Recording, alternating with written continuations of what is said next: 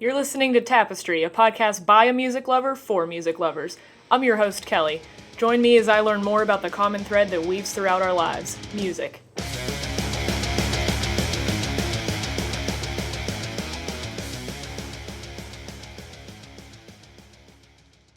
Welcome to episode 4 of Tapestry. On this episode, I talk with Trevor Roberts, the lead guitarist and songwriter of the progressive metalcore band The Anima Effect. We chat about a little bit of everything, including writing music as a social statement, working with custom guitar makers, and the state of djent in the metal world. Listeners note there are a lot more swear words and more sensitive topics in this episode than usual, so just be aware if you have some kiddos around.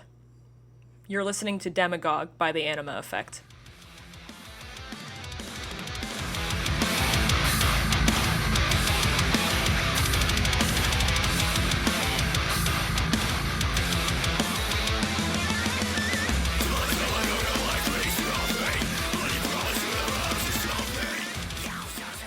Trevor, thank you very much for being on the show. To my listeners out there, I am talking with Trevor Roberts. He is the lead guitarist and songwriter of a band called The Anima Effect from Redding, California.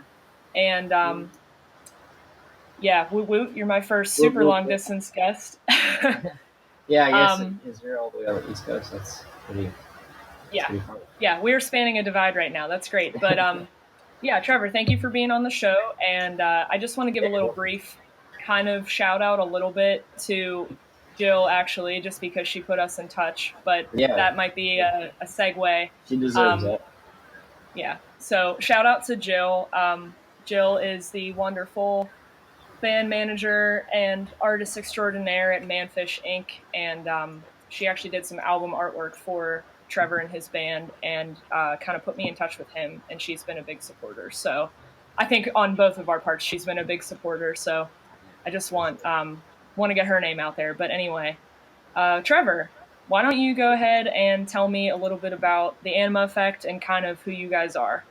Well, do you mean in terms of members or just the band in general, our musical background? Because I mean, you can run through the members. I know you guys have had some lineup changes, and you sort of have a history with your drummer and some of the other people in the band. Well, so I mean, the band started towards the end of 2016, and me and my producer Ryan started like recording the album that would become Upheaval, based off of old songs from my old like childhood band from like 2011 when I was like 17, 18. Me and Trevor Gill were kids then. We recycled some of those songs and had a bunch of new ones from where I was at that point in 2016. And me and Ryan were just making the album as kind of like just an internet project. And then Trevor Gill moved back from Chico back to Redding, and he started doing the actual live thing again. And then more members came, and eventually the album got done. The lineup ended up being me, Trevor Gill, a kid named Chandler, Brandon Haddix at the time. We were like a 6-piece. We had a keyboard player and a backup singer. Nice. Like, so things were super different back then, even though it was only like a year ago. But you know, so the lineup was pretty different then, but at the same time, it was also just basically me and Trevor Gill, like the core. So now we have Derek on bass, Cole on vocals, and in my opinion, he fits the style, a lot better. Chandler was super talented, and everyone, especially like our local friends and fans, like really loved him and stuff. But he wasn't really so much a deathcore vocalist. He was more of like a classical death metal, and we're much more of like we're much more modern deathcore, like Whitechapel-esque, Mm-hmm. So our new vocalist sounds much more like Phil Bozeman, like that kind of style of, guttural death metal. And yeah, you heard it in the Humble cover. I think. Mm-hmm. Pretty sure I sent it to you, didn't I? Yeah. Mm-hmm. Oh yeah.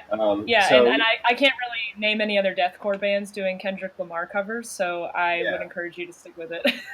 So the band is very much different now, but at the same time, it always has been me and Trevor Gill, and our culminations of our experiences and our attitudes about the status quo and just the state of culture and what's going on around us and American society or whatever you want to call it. And Upheaval is uh, actually a conceptual album that's supposed to be like it's 12 tracks because it's 12 movements of the constellation. It's like an arc. Every Oh, track cool. is a part of the movement. The overall movement is a spiritual revelation. Whatever. But so that's what the Anima Effect is. Like we're all about personal growth. Like being aware of things that are more important than just yourself, Hmm. and being involved in community. I guess. So we've had a lot of members from. We've had like a lot of different musicians in this band from the community that are in other bands and do other things, and we still are friends with them and support them. And I guess that's what it comes down to: is this band isn't just the six of us; it's really a community because we also Hmm. have our producer that was a former member that still helps write and like is very much a part of the creative process in the band. And he's responsible for all of our at least our good videos. I do all of our homemade shitty ones, but So like he did your yeah, playthrough the other day and those yeah, sorts of yeah. things. So Okay. he does those ones. Sometimes we pay him a little bit for that, just because we try not to take advantage of our friend and his Nice. very, very professional skills. So just like with our friend Jill, I try not to take advantage of her, but she works very fucking hard. Oh yeah. So Yes. uh, So I try to. that's a good question for me because as much research as I did, I'm an East Coast girl. Obviously, I'm right outside of Pittsburgh. I don't really know a lot about what uh, Reading is like in general. I did briefly Google Map everything. People outside Pennsylvania don't know how huge Pennsylvania is, but California is enormous. So I know you guys Yeah, are from like Northern California. You're kind of yeah, close to the we're border. But what's the scene like yeah out we're there? this the music scene. I mean, um, you know, I have a lot of positive, things to say about it. It comes and goes in waves. Like there'll be a few months of like really banging like shows, and then there'll be a few months of a dry spell. Like we haven't been we haven't been as active, especially locally, for the past several months because. I mean, for one, frankly, we're tired of playing our same set Yeah. list. We want to wait till we have our new songs ready to play for people, and at the same time, we just constantly get hit up by touring acts, to host for them. So like, we basically only book locally based around when touring acts need us to Hmm. host for them, so we don't just do them willy nilly, and we try to wait until like really good bands that we want to play with Right. hit us up. Is Sacramento kind of your So biggest major city that large national tours come through, or do you have to go up to like yeah, Portland, Oregon and well, stuff? Chico gets a lot of like over at the Senator Theater gets a lot of touring acts like As Lay Dying and Within the Ruins and King of Giants are all playing over at the Senator Theater, which Nice. is hop, skip, and a jump away from us. And one of our good friends in Lightfinder. Those guys, we know them. We haven't shared the stage with them yet, but we almost have. We've missed out on a couple opportunities too, but we know of them. They're friends of the scene, and like they got onto the bill as like the opening act for like the larger acts. So they're Hmm. gonna be sharing the stage with As Like Dying, Within the Ruins, Team of Giants. Like it's ridiculous, and I mean, so like Chico does get pretty good acts. I'd say at least like once every couple of months they get something really good, really big and good. I mean, they had Dying Fetus a couple months back, and our good friends in Aberrants played open for them because I mean they all work at the Center Theater, so Oh, they kind of nice. had their foot in the door. That's awesome. But but no, in Reading, in Anderson, the extended Shasta community area, that there's good spells of shows, and there's a lot of not so there's a lot of like thrash, like older like power rock, like thrash kind of stuff, like older crowd and the cover bands and stuff that play a lot in like Anderson and Red Bluff, and then in Reading you have a lot of hardcore and punk shows going on as Okay. well. Um, but the metal shows kind of up and down, and a lot of times I don't mean to say this to be braggadocious, but they're connected to us and our Right. presence and whether we're setting things up. And there's there's recently a couple new venues that are starting to get more shows, but it's kind of like it's been like when we started playing, it was dead, and it started to get active again, and then we kind of have taken a lift, off shows since we came back from our June tour and have been recording and stuff, and it's kind of like been pretty inactive, say for those Mhm. thrash metal bands, and so it's not that great over here in Reading. So you have to drive at least 3-4 hours down like south to get to San Francisco or like Sacramento Right. or anywhere where there's like major shows popping off. Yeah. But there are pockets of shows and stuff going on all over California.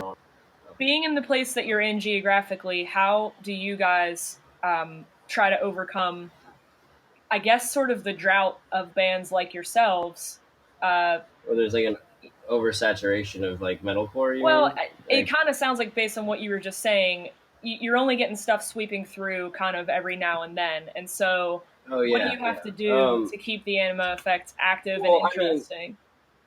I think what any working band has to do, like, it really doesn't matter. Even if you do get to be in LA, that's not necessarily, oh, boom, you're already like, you can't just play in LA all the time. Besides, there's so much competition down there. No matter where you're at, you have to travel all the time. You have to spread your album, and like, you just have to spread your presence in general. Like, so, for us, it's just about like for us it's about saving up increments of time and money that we can set aside to like say campaign for say the next 2 months. We have like weekend tours that we're doing and shows that we're doing in between that, and that are spaced out over different towns and states and yada yada, that aren't necessarily like a month tour, but it's like we'll go hard for a couple of months and do 10 Mhm. shows in like 4 weeks or something, and like then we can't afford to take any money or many much time off work anymore for Right. a minute, so we'll take some time, we'll record, and then like we'll keep pushing in cycles that basically we can feasibly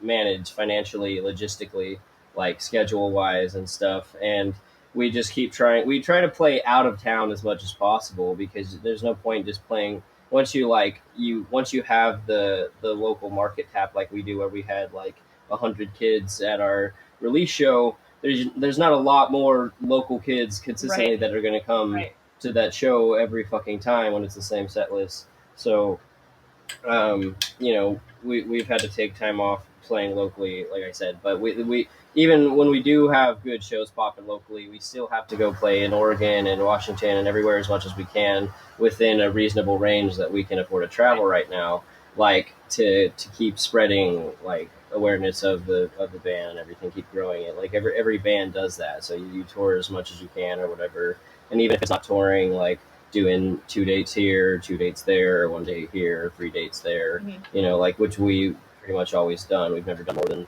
the 5 days that we did in June, but we'll be doing a lot more next year and everything. But just playing it out of town and spreading your stuff is the most important thing. I really wish like I could play that release show over and over and over every time locally, but Right. it's yeah, it's sometimes too, people like they get sick of seeing not just the same songs but the same people. Like people Mhm. want to see new bands, and that's why we like to wait till we have touring acts that have never played here before.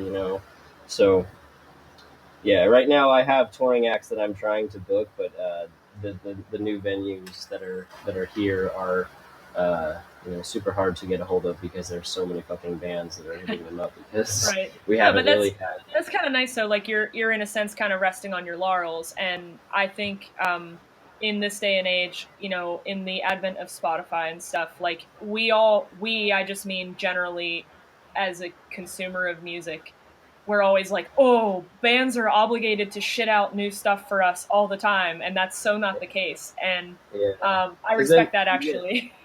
you get less quality content too when you do that. When bands they are Right. pressured to put something out, and then instead of like actually taking the time to write something good, they just rush a product, Right. and you can tell the difference. So, Yeah. and So unfortunately, yeah, sorry. that's I think that's a good segue then. Just I wanted you to go into a little bit of detail kind of on the stuff you were Our telling me about. area, Yeah, your upcoming works. I know Terminal Encryption is kind of in process, and Yeah. It seems like you, and I'm gonna guess the rest of your band just based on how you guys sound, you have a strong DIY work ethic, and you're not going to release something unless it's something that's very heartfelt and important to you. So, what have Yeah. been your main motivations for working on this new material?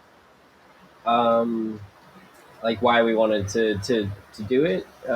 Just I Yeah. mean, like so upheaval was such a long time coming that like even by the time the moment that was released I was already like I mean I'd been writing terminal encryption while still recording upheaval, Okay. so like I'm just always on to the next thing in my head, like because like you know that whole saying like when you get done finished creating something, the process you evolve as an artist, and so by Hmm. the end of it you're just not satisfied and you're already like moving on to Oh the yeah, next thing. Like yeah.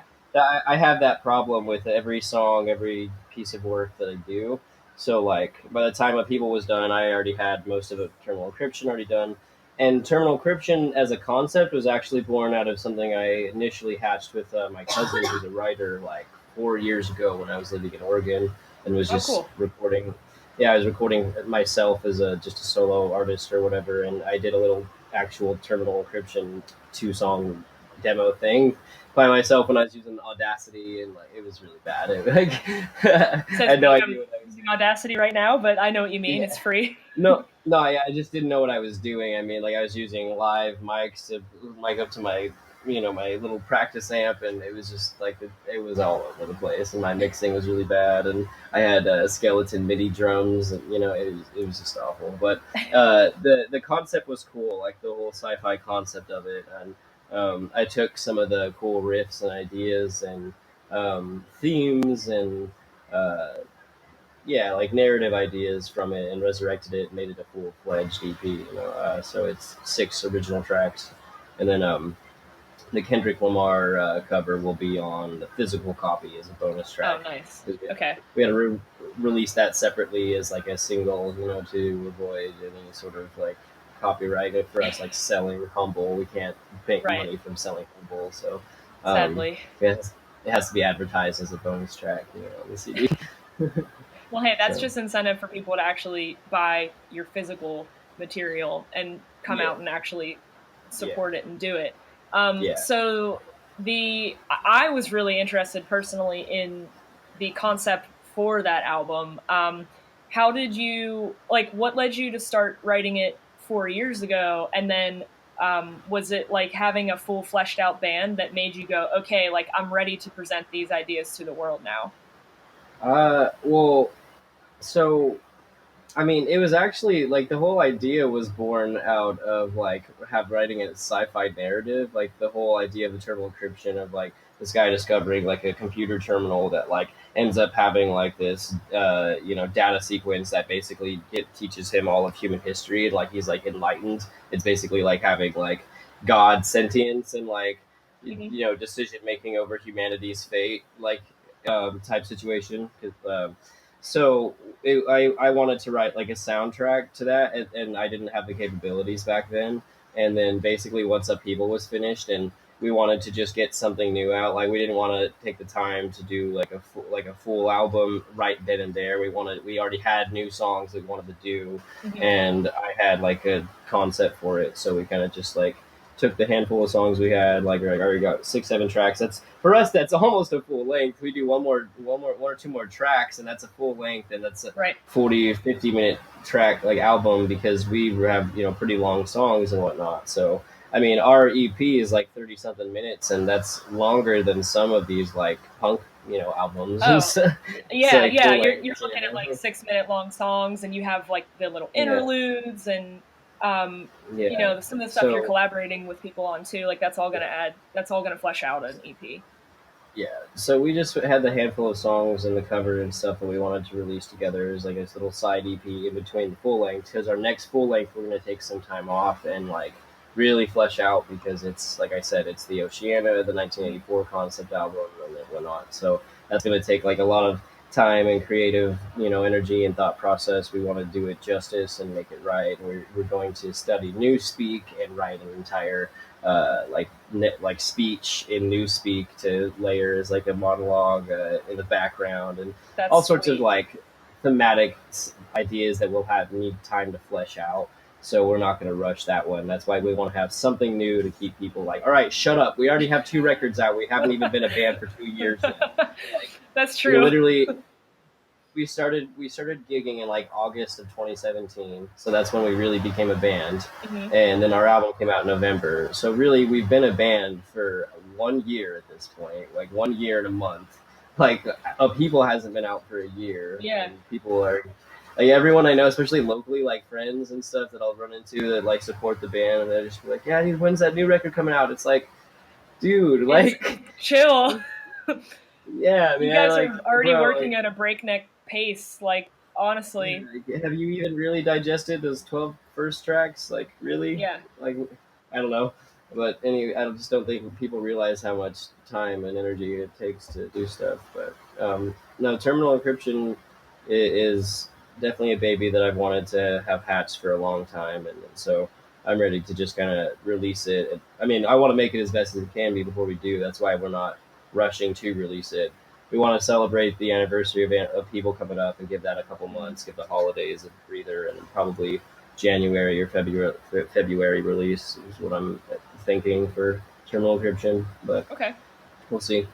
No, that's awesome. Yeah, I guess when you Yeah. really put it into perspective like that, I've talked to other bands, like actually the band I interviewed on my last episode. They've been working for 4 years on one EP, and it's 6 tracks, but it doesn't diminish the quality of the music at all. It's just every band goes through different life changes and career changes and stuff, and it's like, hey, if you feel compelled to make it and release it, great, take as long as you need. But I like that you're always kind of one step ahead. That's sort of nice. But I'm gonna sort of take a step back here then, and I just wanted to know a little bit more about your role in the band and what inspires you, because it sounds like you're kind of the, I don't want to say mastermind, but you are the songwriter. You have a lot of the creative edge.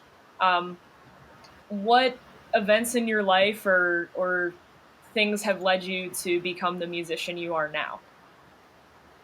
Uh, I mean, that's definitely like I got a definitely long and complicated answer, so I'll try to make it as condensed as I can. But I mean, I just always have been a creative, like little individual. Like I wrote lyrics. I mean, that's why I write lyrics for the band and stuff. I wrote poetry since I was a little kid, and then when I started to actually like get into music as a teenager, I picked up a guitar at like 14 and Hmm. just fell in love with that immediately. Started doing bands, like playing in bands live. Like as a kid, like I was the 17-year-old that would have 25-year-olds like in Oh, my band, nice, and I was writing everything and nice. teaching everyone the parts. Like Okay. like the little master. I've always just been the man with the plan. Like I just got a vision, and I have a good way of convincing people to get behind it and invest themselves, and that's why we're able to work with like any musician around here that's anybody of any talent we've probably worked with or at least know personally on some Mhm. level, because like we just we we're so into the community, and we know everybody, and everybody likes to work with us, and because like we have a reputation for being super talented, super like in the scene and everything. And I don't mean to say that to be braggadocious. It's just I've always been in a band Right. like since I was like 16. Yeah, So you it's don't just it's you what I don't get do. experience overnight. Like, as good of a musician as you can be, you have to put that stuff to work Yeah. too. I think live. Yeah, we started out awful too, like really bad. Like our first our first live band was really bad, and it was definitely a growing process. But I was always eager to play live because once I started to do it, it was just really fun. Like it was people just being in front of people and entertaining people, and people being excited on something that you came up with in your bedroom is just always such a awesome thing to me. So like that, and then as an outlet, being able to write lyrics too for the band and everything, I've always done that. So I really do like to write, poetry and whatnot. I don't know. I've just always been creative, man. Like I'm a Gemini, I guess, and the people act like astrology is super dumb, but I don't know.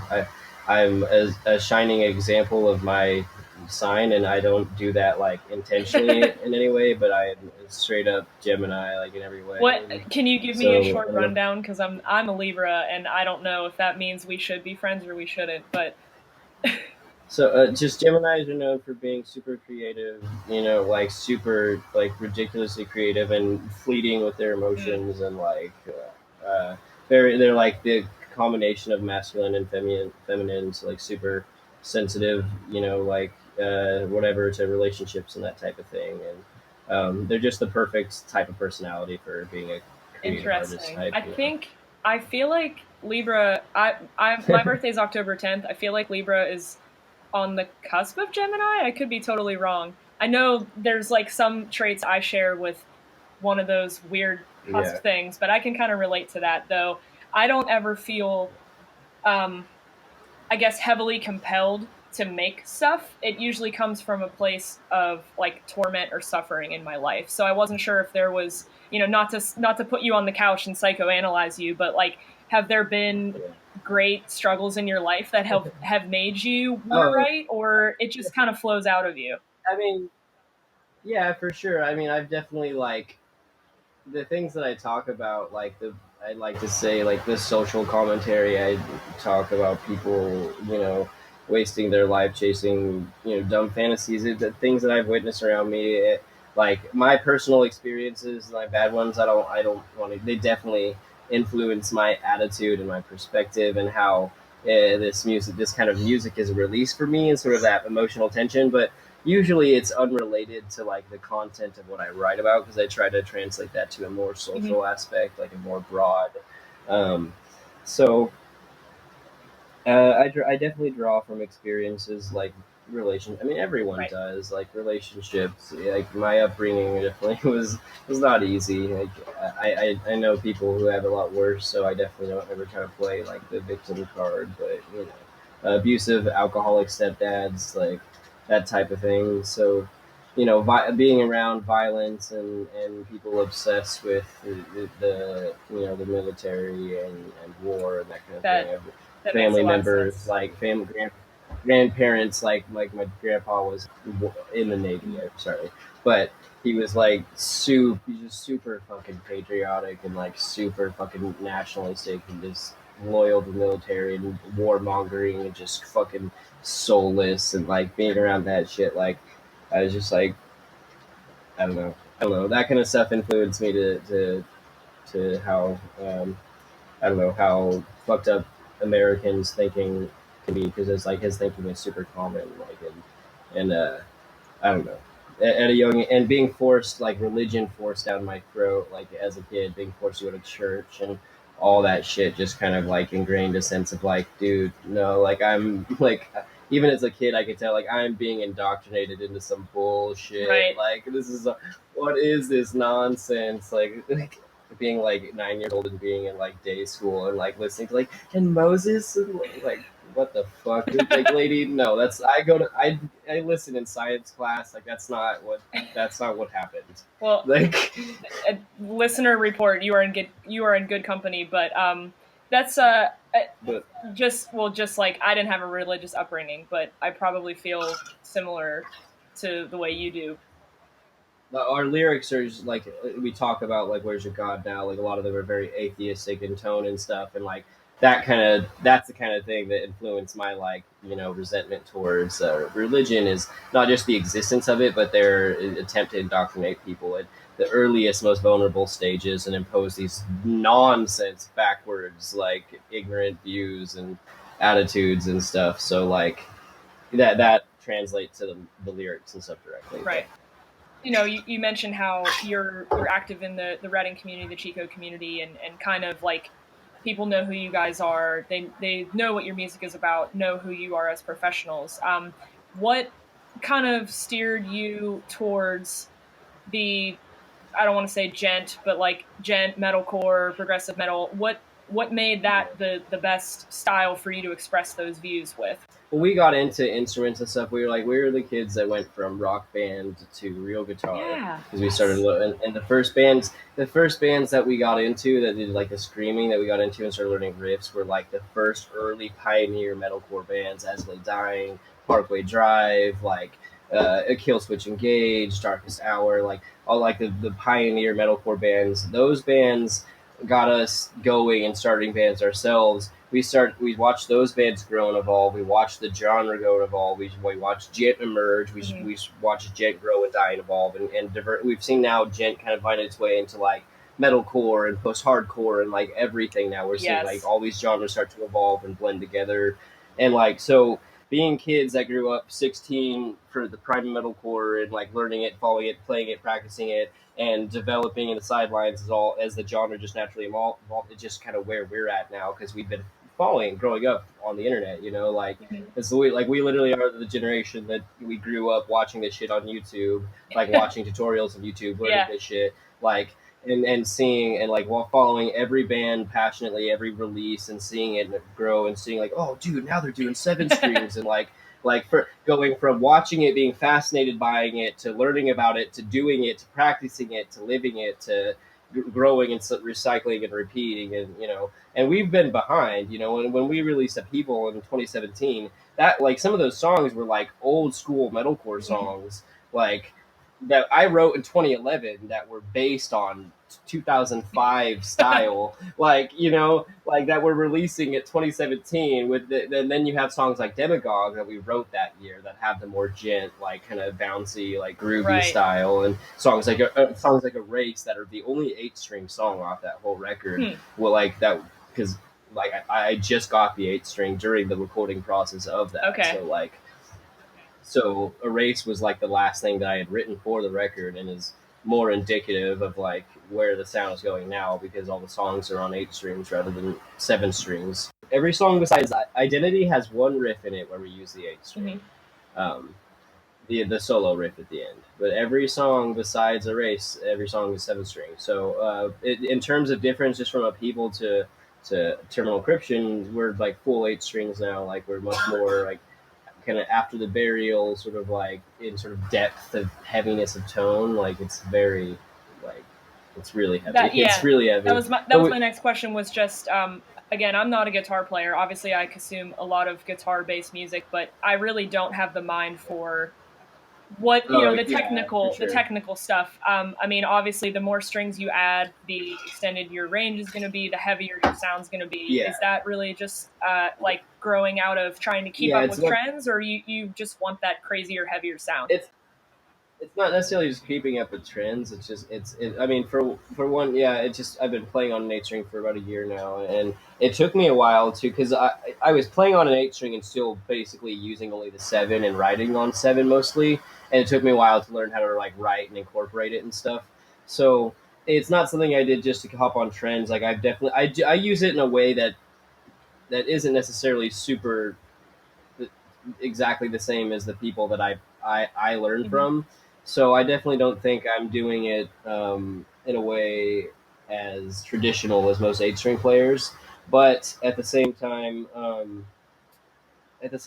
I am kind of like, yeah, I'm learning from the people that I look up to, the bands that I listen to, and learning their riffs and applying that to what I do. So, yeah, like it is kind of a following trends, but that's just sort of the natural evolution Right. of music and changing because you can't just keep doing the same fucking thing. It gets old. I think that's why Black Dahlia Murder for me has gone dry because it's still really fucking good and everything, but it's just the same fucking thing that I've heard forever. And the riffs are getting less and less catchy Right. for me. But anyway, I don't want to diss No, Black Dahlia.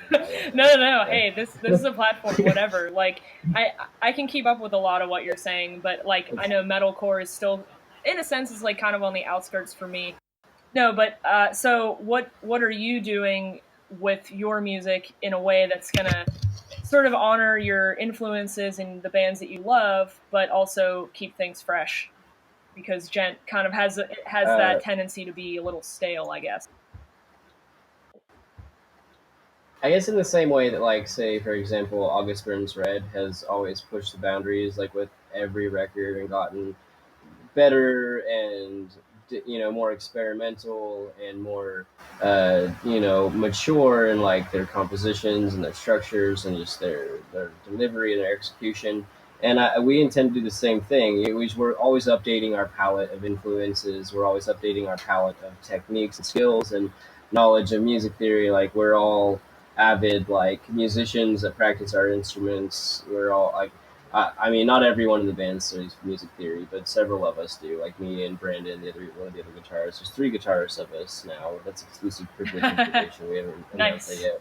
We're doing a photo shoot tomorrow, and then releasing it with the single or Damn, whatever. it's gonna be heavy Doing, with three guitarists. yeah, yeah, no, and we need it too to fill out the extra sections because some of our songs have more than two layers of guitar going on, and we want to be able to do everything that we do on record Nice. live. So it's just kind of a natural thing we've been trying to do. But back to what I was saying about saying fresh, it just like we're always like listening to what's going on, new music, and pushing the boundaries, learning more about our instruments, learning more about music theory, about chords and shapes and progressions and how to write and updating our influences and our style and trying to keep the core of what we do that we see that people like, keep that and finding new ways to repackage that in better, improved ways. In the same way that bands like August Burns Red have done consistently, like in my opinion, like every album has been like the same thing that you love about them, but just better every That fucking is so release. hard And to do, uh, by the way. yeah, it's really hard to do. Even like the best bands, like you can't really say that. No, because people get Even mad. They either go, "Wow, this is so different, I don't recognize it," or they go, "Oh, this is the same old shit we've been hearing the past three albums." So it's like, how do you possibly know as a yeah, band what your audience is going to think? I guess you just have to do what you think is right. yeah. Well, there's different types of people what they're looking for. There are people who just want like the same. They want to relive Nocturnal over and over again, which is what I feel like Black Dahlia Murder's been doing. Like, but like there are people them to do the same thing every album and just be like and just cling to that nostalgia. And there are people who liked it, like me, who like to see bands evolve and get better and experiment and do different things. So we'll always do that. And the biggest thing, Upheaval was a combination of a lot of different phases of writing, a lot of different songs that were collected and cataloged and worked on for over years. Some of them, like Demagogue, was worked on and edited for like 3 years. That actually leads me to another question. Again, I'm like you were saying, oh, I started this demo just with Audacity and I had no idea what the hell I was doing. That's kind of me right now, like with music recording and mixing and stuff. So, Hey, you did a great job with that video and stuff. So like oh, thank you. you're getting a better feel for it than I did. Like, you probably have better I'm equipment trying. than I did at that time. Well, so how do you learn this stuff? I mean, we are the YouTube generation. You can look up anything online and find out how to do it. But like, do you guys as a band all work together, or is somebody like your point person for editing and layering and all that sort of stuff? Um, yeah, I mean, me and Brandon both write like usually like with all the guitars. Like if I can't come up with the harmonies and stuff, Brandon writes the harmonies or help edit them and stuff. He's like the music theory like fucking guru. So like if I'm having a hard time finding the right chord or something to complement a piece, like he figures it out. Or like with the new material we have complementing solos and stuff because he's a great lead player and everything. So I do like the core of it, like a lot of it, most of it, but all of it is either polished or edited or helped in reference to in some way by Brandon or Ryan, the Right. producer, because they're both great guitarists and stuff. So even if they aren't writing directly the parts, they're either helping me adjust certain things or like writing like layers of harmonies. And sometimes, like with Nexus, for example, I wrote all the lead layers, and then Ryan just kind of improvised the rhythm riffs, which are also harmonized.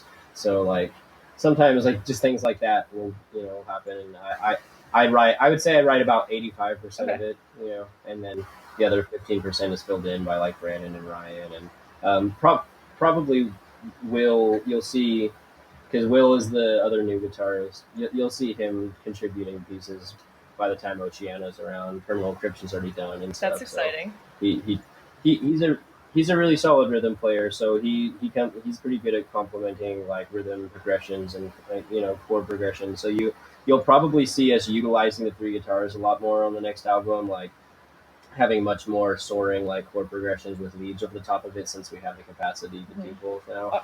Uh, Because sometimes when you're harmonizing as much as we do, you lose the rhythm underneath it.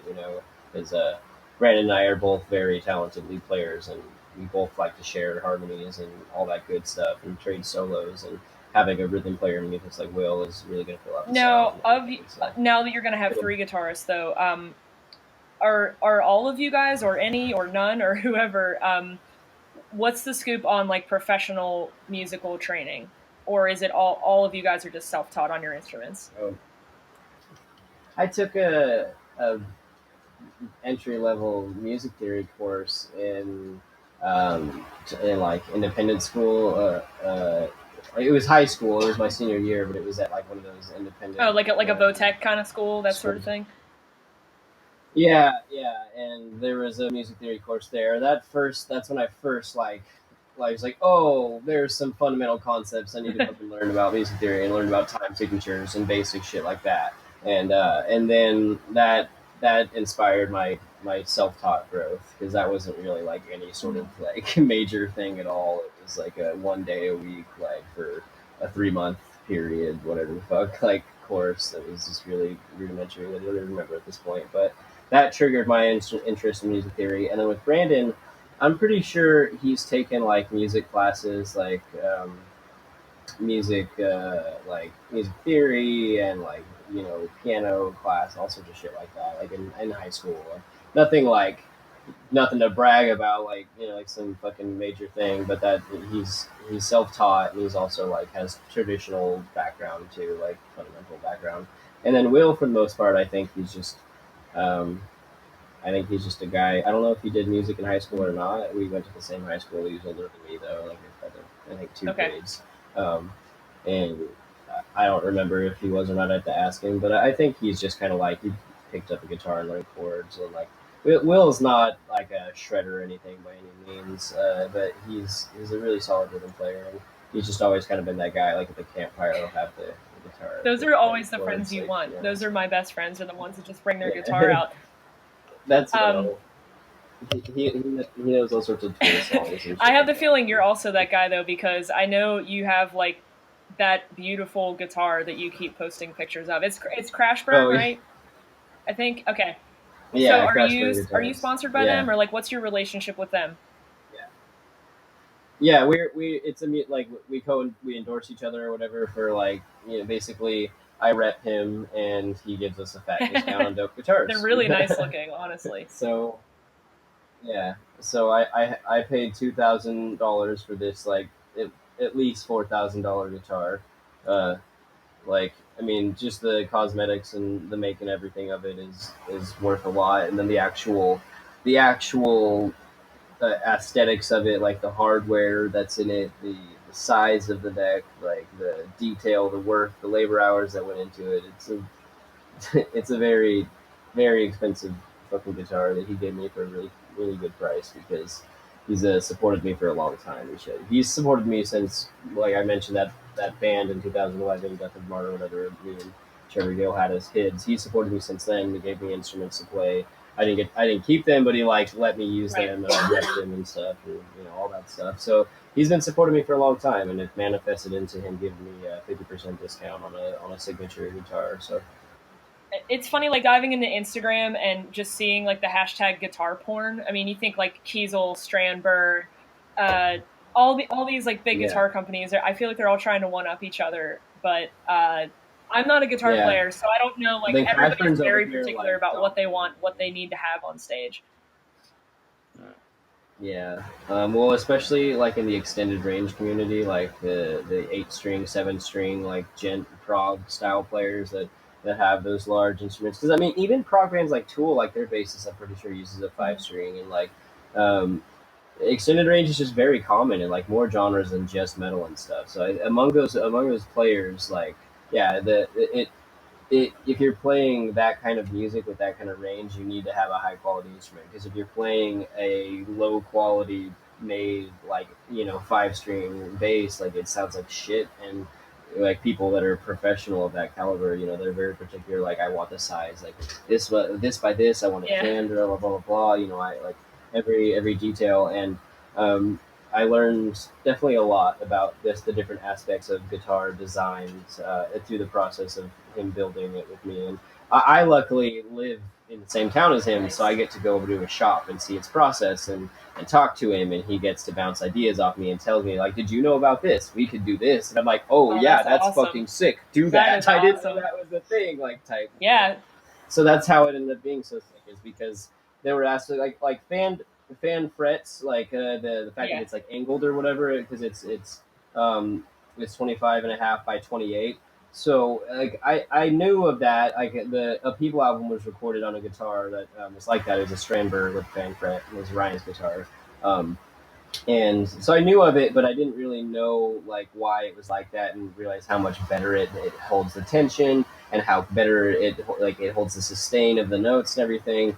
And I got the privilege to learn about that kind of thing because I get to go over there and see his shop and talk to him and work with him and get his takes. And he's a very interesting, particular guy. And I think anyone that's like him, that is as much of a geek and such a like a master of what he does and is so in it and like learning about everything. Like he's at such a level, that's like when you talk to him, like he forgets that like you got to come down to Yeah. here for people like me to comprehend. And then he's like, whoa, oh yeah, you're a fucking idiot, I forgot. Like, and then he puts it in terms I can comprehend and digest. And it really like makes you be like, oh man, I really don't know That's how I shit. feel Like I, as a I prog can't. fan. Like I forget who I was with recently, and I was with someone who she plays in a like a punk pop band locally here, and she actually went to school to make guitars, and so she plays on her own guitar, and it's incredible. And I was like, Oh, that's uh, cool. can you tell me what a humbucker is? I actually really don't know. And she's like, oh, sure. And she just starts going through everything. And I'm like, God, I'm not worthy to be a prog fan because I like barely know the terminology. I mean, I can like get my way around it, but that's like having a Ferrari designed to your liking. That's pretty amazing. Just knowing exactly what you like. Yeah, no, that's literally. It's so funny that you say that, because we were talking about this the other day, because I just had to change the strings for the first time, and it's particular how you have to do it because it's got locking tuners or whatever. So he's just showing me, and it has special requirements for string size Mm-hmm. or whatever. So he's like showing me the right way to do it, and he's just like, I'm just trying to make sure you do it the exact right way, because this is like having a Ferrari, okay? Like you can't just go drive this Right. around and just take it in, and then just not, you gotta check the oil. You gotta like he's like going off on me, like he called it a Ferrari, and it was just funny that you called it a Ferrari. It's like, yes, it's a It's fucking designed. Ferrari. I I mean, mean, it's a like, piece of artwork. I would almost be scared to play it, yeah, but I guess that's because I'm a drummer and I just no, hit for things. sure. But I really love, like, the logo is like the really pride and joy thing for me, because like I have that tattooed, Brandon has that tattooed. nice. Like it means a lot for us. Like the symbol is, I don't know, yeah, it's like a symbol of the culmination of like all of us, because we all grew up in the scene together. And like even though Brandon wasn't in the band back when we were kids in 2011, he still was in the scene, was in other bands. We were friends and came to our shows. And so like this whole thing is like the culmination of like years and years, and that symbol just kind of represents that. And like the fact that, like, on some level, even if we don't like achieve all of our dreams, we've still at least made it at some level, because we put out a fucking Yeah. album. Like we made the album, we did that album that was that set list at that time, and then new songs. And we played shows off of it, and toured. Not really, but like we spread the album, and we get Die Happy. And we that's why we got the album, the thing, tattooed on us, because it's just like, even if that's our biggest accomplishment, like we Yeah, did something. that's So I great. mean, and then the guitar is a symbol of that too, because it's like, like, I don't know. The symbol itself means like harmony and union, and on some level community.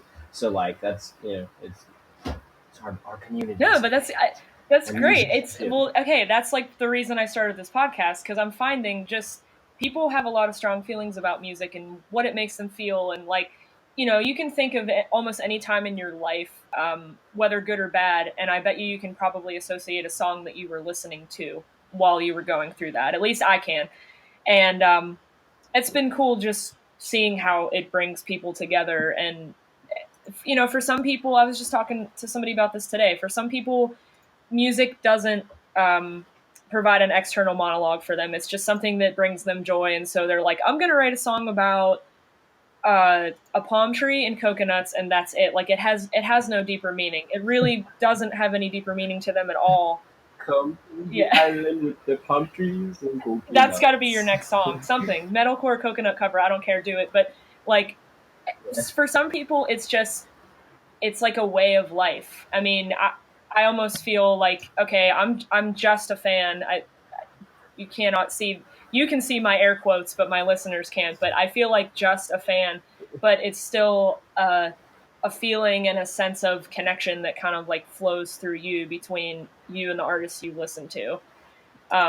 It's important. Yeah, yeah, for sure, absolutely. Because I always like tell this. I don't I mean to sound like cliche or cheesy, but like the melodies and stuff that I write, like they're super like that's basically like my soul. It's like that's the stuff that you can't put into words and can't like it like the music that I write, the melody, that expression there is from a part of me that is like there's no physical like way to materialize or express that. Like it's like that it just Right. that's it. Like that's like the purest, most spiritual essence of who I am and the only way to express that. So like the only way it's tangible is through your Mm-hmm. ears and like I don't know like so it's super personal for me. Like especially like when I my solos and stuff like that. Like when I'm playing live, like especially if I fuck it up, I get so fucking mad at myself and so down and stuff. And then people like tell me I did good, and I'm just like,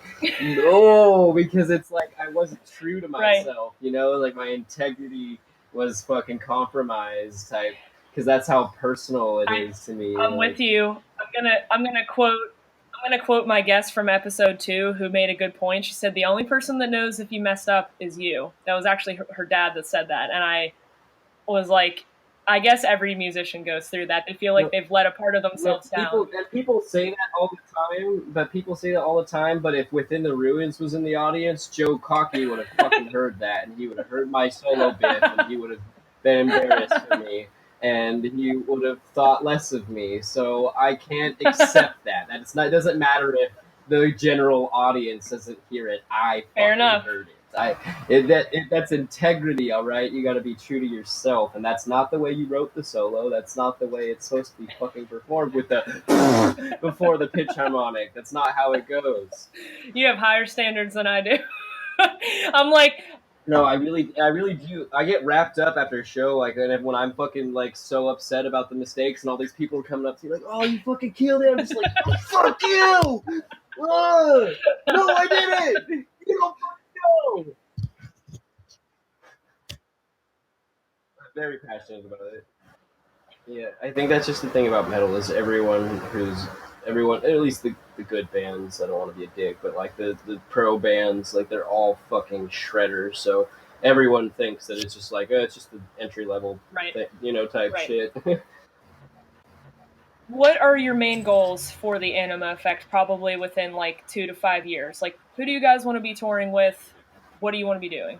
um, 2 to 5 years. I mean, we definitely. I would like to be touring with Within the Ruins. I mean, I guess As Lay Dying now too, since they're back. Like that's a thing. uh, Very controversial Hmm. situation, but we've always looked up to that band, and I'd like to think that Tim's trying to do better and be better and shit, and that his band support him. Yeah, that's definitely a band I'd like to tour with. But After the Burial, I mean, almost any Yeah. Sumerian band you name them, we'd like to tour with them. I really would like to get signed to Sumerian and tour through them and release records through them, but that's a really high hope. Caliber is there's a lot of good bands that are applying to that record label and have a better chance than us. So as long as we're in the DIY scene, I mean, honestly, just doing like any kind of regional circuit tours, like even just locally on the level that we do is still enough fun to make it worth putting out records and doing it for me. So, Nice.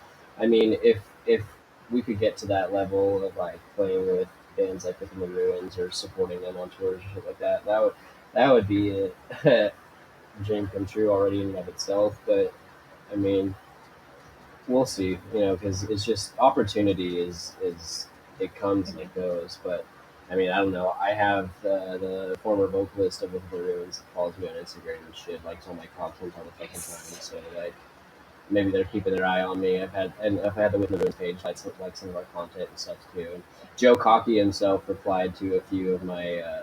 He commented on one of my videos like months ago. And Nice. it's like, oh, dude, dope! You come to Manhattan and record it. Uh, Like, he was like, made a comment like that. Yeah, that's like, probably what keeps you awake at night. Like, oh, yeah. It's seriously, it's like, what if they're like watching me? Like keeping their eye on me, like every it's here all a and test, then, like Trevor. checking. It's a test. And well, that's why I'm really fucking bummed that we didn't get that show in the Chico with Within the Ruins and Esley Dying, because like that would have been my fucking chance to like show them like we're really fucking good. And then and then all of a sudden Joe's like, hey yo, come on our tour out there, blah blah blah blah, You, and then I'm touring Within the Ruins, and then it could already fucking be happening you like never know. next year. But I I didn't there's get like that fucking show, so opportunity is a bitch. it is, but like that I get what you're saying. Like random bands will follow me on Instagram, and I literally want to be like, why?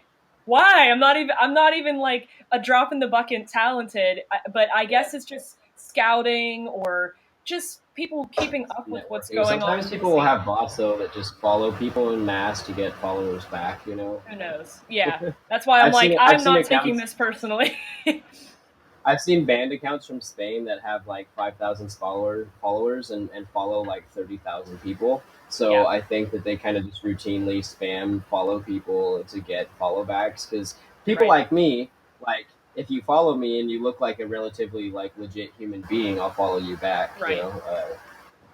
So like I think people do that in a spam marketing sense. That's why like sometimes the social media thing can just get so fucking annoying, just dealing with spam fucking Hmm. idiot And all the people. promotion and the branding and all like And, it's exhausting. and just all the fake bullshit too. Just buy my thing. Yeah. Aw. Or like you get like I got like a carpet company to follow me last week. They're like, great picture of your cat. I'm like, you don't want anything to fucking do with my cat. Leave me alone. Like blocked. Leave me alone. Just who falls for that stuff? I don't. That's what I don't get. Is like who's like, you know what? Uh, Now I think about it, I do need a new carpet. So yeah, it's a very particular advertising I attempt guess. approach. Do you have time But for one more question? yeah, for sure. And Okay. just I guess to summarize that, I guess for your editing, the three bands I'll do: Within the Ruins, After the Burial, and Veil of Maya. Veil of Maya. Nice. I think Okay, that was the other one.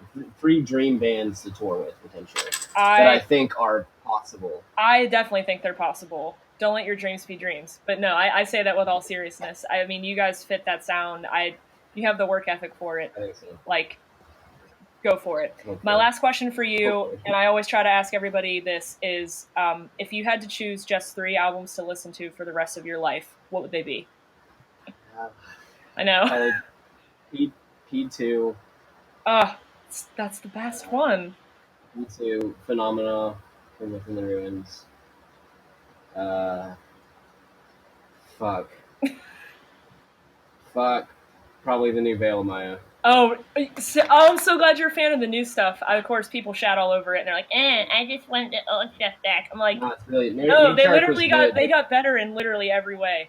Well, yeah. Well, and Matriarch was good, but now with this new one, like they really honed in like their new style of how to fit him and stuff. So Right. like it's all the songs are much more developed. Like Matriarch was just so short. All the songs were like 2 minute Yeah. things, and Good like album. this yeah. So I could probably be pretty happy with those 3 albums on rotation for the rest of my That that is a life. solid choice, but that's perfect. Okay. Well, I did actually get through all my questions. Sure, you don't have any extras that you had to cut, because I mean we can answer them real fast. Not really.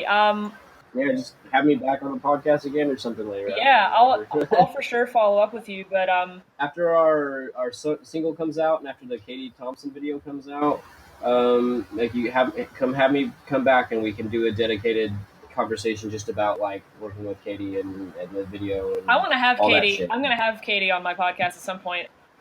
I might leave this in just so she Yeah, listens to this and we say, hi, she's Katie, really we love nice, you. dude. But She did that song for us, and she didn't even ask for like any kind of like payment or anything like that. You know, we've had musicians like Josh Miller from Amir. He lives in Sacramento and knows the producer that we work with that does our drums. oh, cool. Um, he, yeah, he recorded.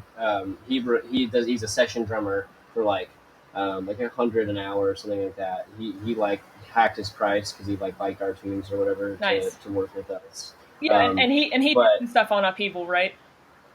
yeah, he did 3 tracks on Upheaval. He did Erase, Proclaim, and Demagogue. So like he's a nice guy, and it's always cool when like people who have really professional services undercut their sales or do it pro bono because they like you and they're trying to help you out type situation. That's pretty cool. And see, that's the stuff behind the scenes I don't really get to know about. I mean, I talk to Katie pretty frequently actually, and like I was actually just telling her on my way over, it's like, hey, I have to go actually. I'm gonna go interview Trevor. And she's like, oh, Trevor's so nice. So I think it goes both ways. I was like, yeah, P.S. I heard your track. It's amazing. So that's always cool whenever people are willing to kind of like hook you guys up. Yeah, she hasn't even heard like the most like done version. She heard like the demo or whatever, like, and she hasn't even heard the final. So when like the video's released, it'll be like new content for her too. Like, oh, cool, a new song featuring me.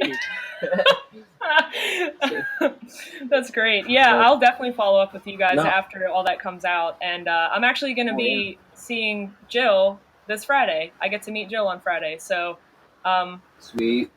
I'll send you some mad selfies. I still haven't even got to meet Jill. I know. We'll all meet all the house management crew someday, and like it'll happen, and it'll be like mad hangs. But anyway, I'm going to let you go to practice. But Trevor, thank you again for being on the show. Yeah, thanks for having me. No problem. I'm looking forward to what you guys do next. So just keep me in the loop. All right, cool. Thanks, man.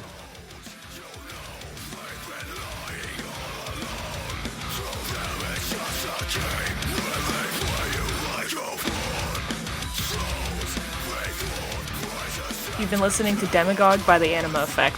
These guys are everywhere. You can look them up on Bandcamp, Spotify, Facebook, Instagram, Reverb Nation, basically wherever you can type the Anima Effect into a search bar, they're there. So go check them out. Thank you for tuning in. Till next time.